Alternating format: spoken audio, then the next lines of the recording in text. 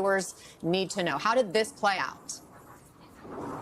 Well, Anna, at 9:55 a.m., a deputy called to order today's conference in the case of United States versus Comey and read the case number. But that fact that we started at 9:55 and not 10 a.m. as scheduled tells you everything that you need to know about the courthouse behind me. This is the Eastern District of Virginia, famously known as the Rocket Docket, where things move fast and early. And Judge Michael Nachmanoff's handling of this morning's arraignment was no exception to that. But what you really saw today was sort of a study in contrast. Pat Fitzgerald, the former U.S. attorney for the Northern District of Illinois, over 12 years, spanning two administrations, Democratic and Republican, a long decorated veteran of the Department of Justice representing James Comey today, had many more words than people expected of the usually taciturn Pat Fitzgerald.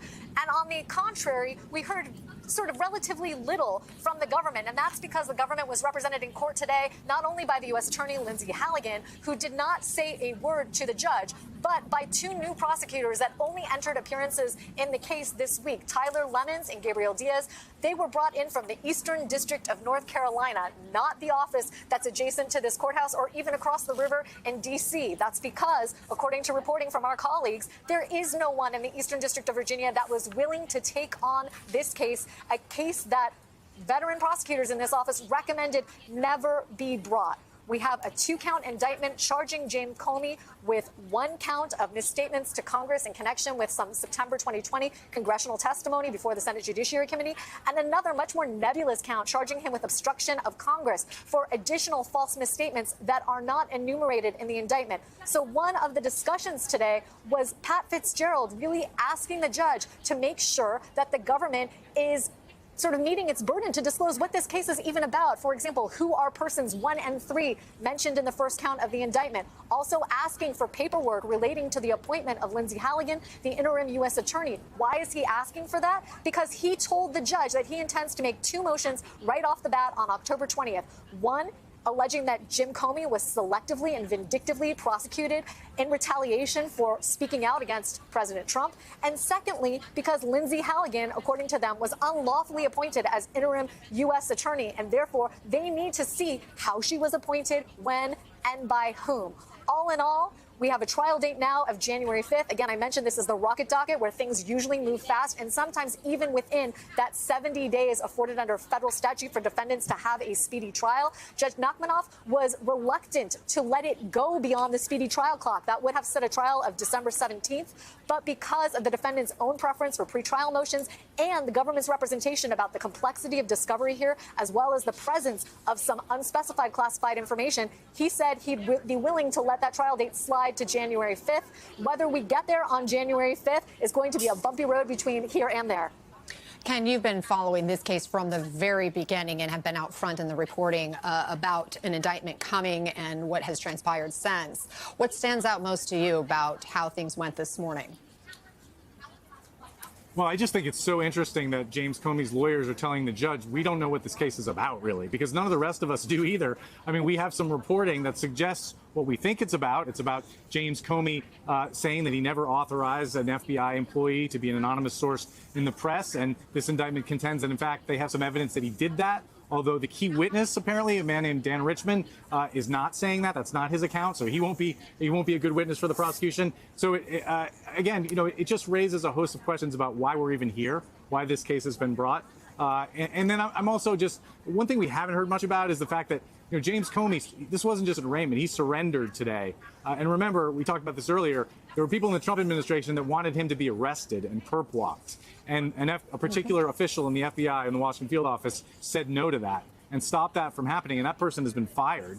And so today, when he entered the courthouse, we believe, we don't have any information about this, that he would have been processed by the marshals and potentially fingerprinted and his mugshot taken. Again, this is the former director of the FBI, a former senior Justice Department official who firmly believes he's innocent and should not be in this courthouse. It's just a remarkable place we are in our country today. Anna, can I add something to that to underscore the point that Ken just made? Yeah. Go ahead. In addition to the fact that originally the administration wanted to seek Jim Comey's arrest, usually at an arraignment, there are a couple things that happen. One is that the defendant makes a plea of guilty or non-guilty, and Jim Comey pled not guilty today. But the other thing that happens is usually there's a discussion about the terms of the defendant's release. And when Judge Michael Nachmanoff of the Eastern District of Virginia asked the government if they were seeking to detain Jim Comey pretrial, the answer was a very simple no. There were no disagreements on the terms of his release. He was released on his own recognizance, and there are very few limits on what he can do from here on out as a defendant. That stands in marked contrast to the fact that they wanted to arrest him with his indictment. Former judge and former U.S. attorney Carol Lamb is with us, and you've been listening in. Carol, your take on all that has been disclosed. Yeah, this is very concerning, Anna, because, by the time we get to federal court, you like to think that there's some maturity going on. What's going on now really sounds like a preschool or kindergarten. You've got a government team that has not worked together, not worked in that district, not appeared before that judge, not worked with the FBI agents who are investigating the case. And that's a big concern. That's like having a surgical team that has never worked together before. The fact that Pat Fitzgerald, who is Jim Comey's defense attorney, has not only not seen the evidence in the case, but can't even figure out from the indictment what the charges are, is very concerning. This is, I'm not given to a hyperbole, but this is ridiculous. The whole purpose of an indictment is to give notice to the defendant about what the charge against him or her is. And the fact that somebody as experienced as Pat and even as experienced as Jim cannot figure out what the charges are, Judge Nachmanoff must be saying, we have moved into a whole new realm here of immaturity and lack of experience, and he's going to have to try to marshal this through a system that is used to people who are professional and know what they're doing. That is just not the case here. It's very discouraging. Thank you, guys. Stand by. Ken, thank you so much for being with us. Lisa, please do stay with me. I want to turn to Anthony Coley here at the table because a lot to digest. Right. Your initial impressions of how this went today. Well, I think it's a sobering moment in modern American history. It's a watershed moment even. Not since Watergate, Anna, have we seen a president weaponize the Justice Department to go after his political rivals. Now, he talked about this in his first term, and even back in the campaign, you remember those chants, lock her up, about Hillary Clinton, but he had people around him who resisted his worst instincts. That's not what we have here. Now, big picture, I've been around Washington a long time. Generally speaking, there are two types of investigations that come out of Washington.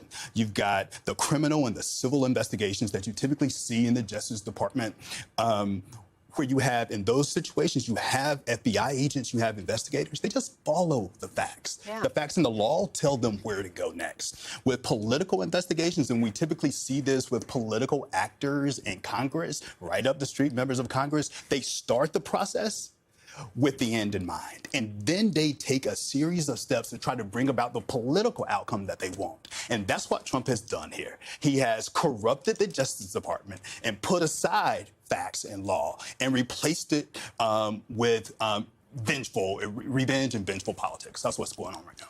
Paul Butler, what do you see as this case being in terms of strong or weak?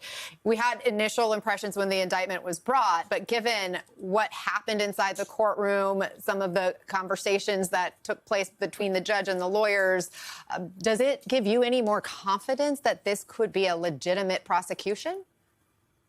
I think this is an extremely weak case, Anna, and if you don't believe me, ask the prosecutors and investigators who investigated this case. Reportedly, Eric Siebert would have loved to have won this case on behalf of his boss, Pam Bondi, and the President of the United States, Donald Trump, who urgently wanted this prosecution. But the experienced prosecutor said if this case goes to trial, he's going to lose. And that's why he declined to bring it. His reward was he got fired by the President of the United States, who bragged that he was going to get the guy he wanted. And in order to do that, he installed this extremely unexperienced prosecutor to bring this high-profile very tough case. So to me, one of the most telling moments this morning was when the very experienced defense attorney for Mr. Comey, Pat Fitzgerald, said he was going to bring a motion for prosecutorial misconduct. Anna, that's a nuclear option for a defense attorney. It means that he or she believes that the prosecutor violated the law or professional ethical standards. It's usually brought when prosecutors are accused of presenting false evidence or withholding evidence. So this is going to be a heated battle, and I'm fairly certain Trump's pursuit of James Comey doesn't resemble justice. It looks more like a political vendetta wrapped in legal paperwork. From the moment this indictment appeared, the whole thing has reeked of retaliation, not accountability. What's playing out here isn't about enforcing the law, it's about rewriting it, to settle old personal grudges, and to remind every critic that crossing Trump has consequences. Here's what's telling. Veteran prosecutors wanted nothing to do with this. The Eastern District of Virginia, known for its integrity and efficiency, couldn't find a single experienced attorney willing to touch the case. That silence speaks volumes. When career prosecutors, people who've handled everything from espionage to organized crime, all step back at once, it's because they see what this really is, a hollow case built on political spite. So, Trump Circle did what they always do. They went looking for loyal replacements instead of qualified ones. They dragged in prosecutors from another district, people new to this terrain and seemingly unprepared for what they were handling. One of them reportedly didn't even realize she had already approved an earlier draft of the indictment. That's not strategy, that's disorder. A serious legal effort is built on discipline and detail. Trump's legal operations, on the other hand, thrive on confusion and chaos.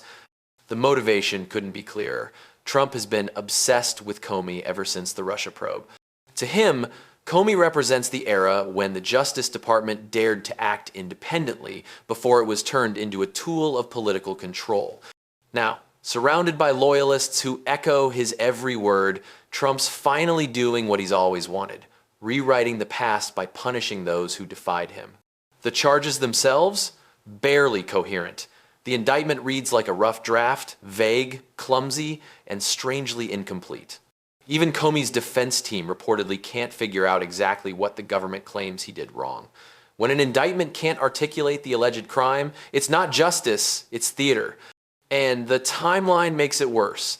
The supposed false statements happened years ago, well beyond the statute of limitations. The entire case feels like a desperate performance meant to dominate headlines, not the courtroom. And that's the irony. Trump's orbit has been filled with officials caught lying under oath or to investigators, yet none of them ever faced this kind of pursuit. Selective outrage has become a political weapon. Legal scholars are already comparing this to Watergate, but even Nixon kept his abuse of power behind closed doors. Trump puts his on display, boasts about it, and dares the system to stop him. This case isn't built on facts, it's built on fury. Federal prosecutors are being transformed into instruments of political revenge. And even if this case collapses, as it likely will, under the weight of its own contradictions, the damage will linger. Every time Trump twists the justice system into a personal score-settling machine, the rule of law erodes a little more.